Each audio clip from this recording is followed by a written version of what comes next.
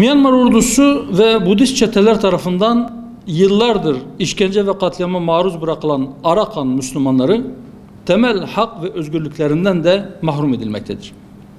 Londra merkezli Burma İnsan Hakları Ağı tarafından hazırlanan raporda aralarında çocukların da bulunduğu 1675 Arakanlı Müslümanın evlerini terk ettikleri gerekçesiyle 2 ila 5 yıl arasında ağır çalışma cezasına çarptırıldıkları açıklandı.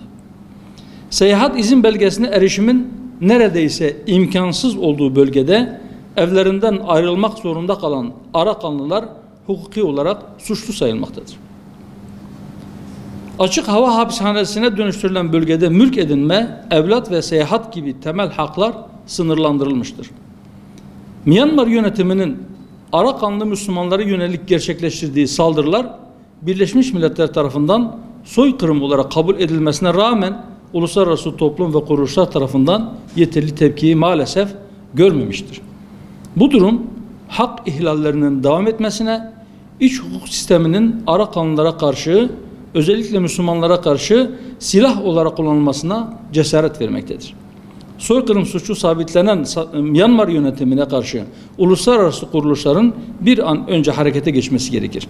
Soykırım suçu işleyenler cezalandırılmalı, Müslümanlara baskı aracına dönüşen hukuk sisteminin revize edilmesi için uluslararası her türlü baskı yapılmalıdır. Gündemdeki bir diğer sıcak konu ise Akdeniz'deki gerilim, Akdeniz'in ısınması. Türkiye ve Yunanistan arasında devam eden Doğu Akdeniz gerilimi Türkiye'nin yeni Navtex ilanı ve karşılıklı askeri tatbikatlarla tırmanmıştır. Fransa, İtalya ve Birleşik Arap Emirlikleri'nin dahil olduğu süreç askeri çatışma riski oluşturmaktadır. Türkiye'nin uluslararası hukuka dayalı hak ve çıkarlarını meşru zeminde koruma iradesi önemlidir. Bu doğrultuda müzakere çağrılarını yineleyerek bölgede askeri çatışma ihtimalini ortadan kaldırmaya yönelik bir yol haritası belirlenmelidir.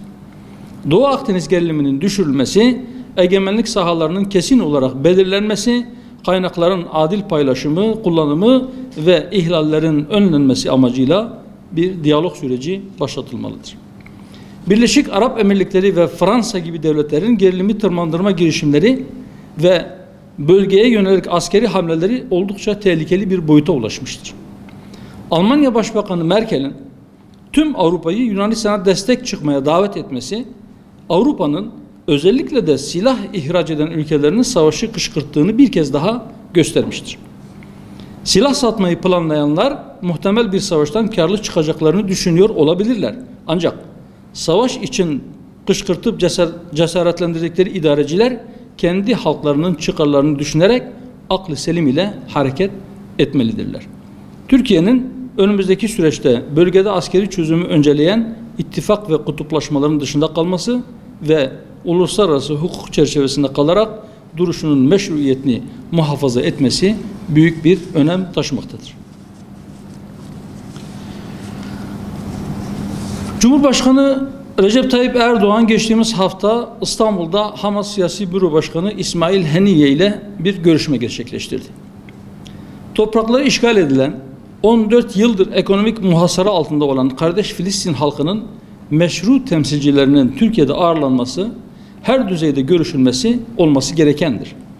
Filistin davasının ABD ve bazı körfez ülkeleri tarafından kuşatıldığı bu zor dönemde Sayın Cumhurbaşkanı'nın Filistin halkının temsilcilerini ağırlayıp görüşmesi anlamlı bir destektir. ABD Dışişleri Sözcüsü bu görüşme sebebiyle Türkiye'ye aba altından sopa göstermesi ise hadsizliktir. Bu görüşmenin teröre destek anlamına geldiği, Türkiye'yi yalnızlaştıracağı ve Filistin halkına zarar vereceği iddia edilmiştir. Oysa asıl teröristlik Filistin halkının seçilmiş meşru temsilcilerine terörist damgası vurmaya yeltenmektir. ABD şantajlarını sadece Türkiye'ye karşı değil, dünyanın birçok yerinde devam ettirmektedir. Amerika Dışişleri Bakanlığı'nın geçen hafta Sudan'a yaptığı ziyarette yaptırımları kaldırmak ve Sudan'ı terör listesinden çıkarmak karşılığında Sudan'dan 330 milyon dolar rüşvet istediği ajanslara düştü. Amerika 1979'dan beri Sudan'a uyguladığı yaptırımlarla ülke ekonomisine yüz milyarlarca dolar zarar vermiştir. Bu yüzden ülke temel ihtiyaçlarını dahi karşılamakta zorlanmaktadır. Amerika 1998'de kimyasal silah üretiyor diye ülkenin en büyük ilaç fabrikası El Şifa'yı da bombalamıştı. Ne özür diledi ne de tazminat ödemeye yanaştı. Bu şantajlar ABD'nin küresel bir eşkıya olduğunun en açık göstergeleridir. Sudan'a verdiği zararlardan dolayı ödeme yapması gereken ABD'dir. Barışın ikamesi için dünya en kısa zamanda bu eşkıyalıktan ve bu eşkıyadan kurtulmalıdır. Geçtiğimiz hafta yine İsveç'in Malmö kentinde Müslüman karşıtı bir grup tarafından gerçekleştirilen şiddet eylemlerinde Kur'an-ı Kerim yakıldı. Son yıllarda Avrupa ülkelerinde utanç verici boyuta ulaşan ırkçılık, Müslümanların can ve mülklerine, ibadet merkezlerine ve dini sembollerine yönelik saldırılar düzenlenmesine sebebiyet vermiştir. Şiddet eylemleri sırasında müdahale edilmeyen ve sonrasındaki hukuki süreçte de yeterli cezayı almayan ırkçılar en büyük desteği yaşadıkları ülkelerin yönetimlerinden almaktadırlar. Son olarak İsveç'te meydana gelen ve Müslümanları provoke etmeyi hedefleyen Kur'an-ı Kerim'e yönelik iğrenç saldırıyı kınıyoruz. Dini sembollere yönelik saldırıya karşı caydırıcı hukuki yaptırımlar devreye girmeli ve İsveç yönetimi tarafından yükselen faşizme karşı Müslümanların ibadet özgürlüğü garanti altına alınmalıdır.